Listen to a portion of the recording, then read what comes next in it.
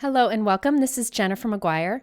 I like to take products and stretch them and find new ways to use them. And today I'm doing that with Pigment Ink. Now, instead of stamping an image with the Pigment Ink, I'm actually coloring in a stamped image with the Pigment Ink, and then I add texture afterwards. That's what I did with all the images you see here from Avery Elle. So I'm going to show you how to do that, and I created several cards with this technique since it's so fun. But first I wanted to start by showing you how I did that little dotted rectangle that you see around the image. I created that with a die. So not all dies actually cut. So this one is one that puts just tiny little dots, like a frame of dots. And it's a great way to highlight a stamped image or a focal point on your card. This is a piece of 4 1/4 by 5.5 inch white note cards or cardstock. And I'm just trying to center it up as much as I can in the center of the piece. And I'm going to run this through my die cut machine as I would with a regular die.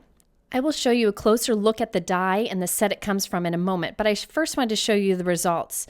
You end up with just a dotted frame, just a bunch of little dots. It doesn't actually cut through, so it's just a great way to kind of create a center point or focal point.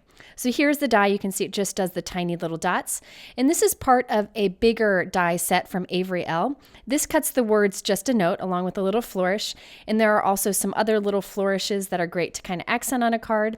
But there's also this big piece that cuts this fun banner. If you cut it twice and overlap in the center, you create this little opening card. I just wanted to show you this. I'm not using it on my cards today, but this is part of the same die set, and people have been asking about it, so I thought I'd show you. It's just a fun little closure. You could put a gift card in there, put it on a card, or use it as a card itself. But I use that dotted frame that's in that same die set today.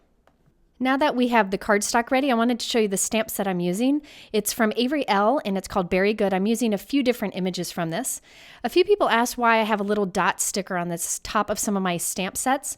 That is to remind myself that in the back of the package, I have the matching dies to go with the stamp set. So I store the matching dies with the stamp set just to keep it handy.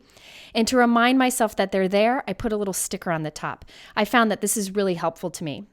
Okay, so I have my cardstock ready here, and I also have some spare cardstock. This is just Nina white cardstock. I'm going to actually stamp each image twice, once in the framed die that we did before, the dotted lines, and then once on another piece of cardstock that we'll cut out. I am using black VersaFine pigment ink. This is a great ink for heat embossing. So I'm going to stamp this with the black VersaFine. And then I'm going to put clear embossing powder on top of it. I find black embossing powder is just a pain to work with.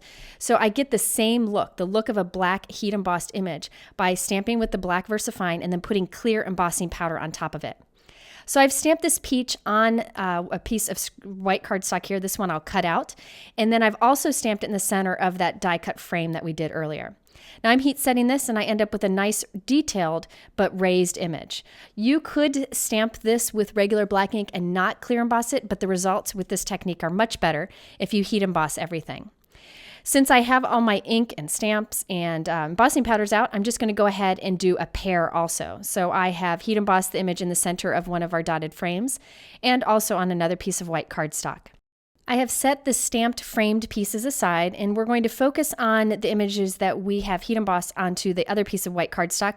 These are the ones that we're going to color and cut out. I am also heat embossing a sentiment inside each of the pieces of fruit. Okay, so now I'm going to add some color to these. Now you could color these with distress ink, you could use markers, you could use watercolor, but today I wanted to show you a really great way to use pigment ink to color in a stamped image.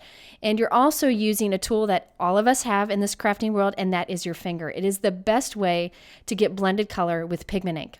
So I'm using Avery Elle pigment inks today. It's one of my favorite pigment ink. I am starting by putting a little of the yellow mimosa color kind of towards the top right of both of our pieces of fruit here. I'm going to do both at once just to save some time. Then I'm coming in with the fizz color and adding this color around the edges of the fruit. So I'm kind of working my way out to darker color along the edges so that it looks like there's a little bit of highlight there in the top right of our fruit.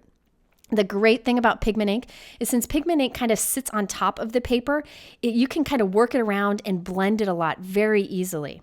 This is the papaya color that I'm coming and adding to the edge of the peach here. And if you find you put a little bit of too much of a color down, you can come with a towel and kind of wipe it away and add more, or you can go back with one of the lighter colors like I'm doing here and add that on top. So you can kind of layer on colors here. Now, another great thing about using your finger to add the pigment ink is that since pigment ink kind of sits on top and doesn't absorb in, it doesn't absorb into your fingers, and it very easily wipes off your fingers. So if you're one of those people who doesn't like to have inky hands, this will clean off very easily. Now I'm adding a little bit of lemongrass to the leaves and to the pear. This is a great kind of limey color. And then I'll come in with some celery, which is more of a Kelly green color.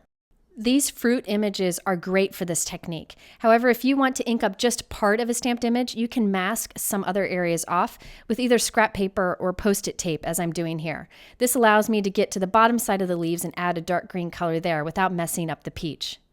Another type of image that is great for this technique is flowers, because you can add lots of deep colors towards the center of the flower and lighter colors towards the edge. You will see me come in and add a little bit more color here and there. That's the great thing about this technique is you can kind of layer on the inks and change it. So there's really no way to make a mistake because you can fix everything. Now once I'm done, I'm just going to kind of gently wipe off some of the color from the heat embossed areas so that the black is nice and crisp. And then I'm going to go and add clear embossing powder to the whole piece. Since this is pigment ink, it's going to stay wet on the surface for a little bit, so it will hold that clear embossing powder that we put on top. And then we end up with a shine and a little bit of texture to the entire colored image. So you'll see it catch the light there, and it is just beautiful in real life and a great way to make your stamped images kind of stand out.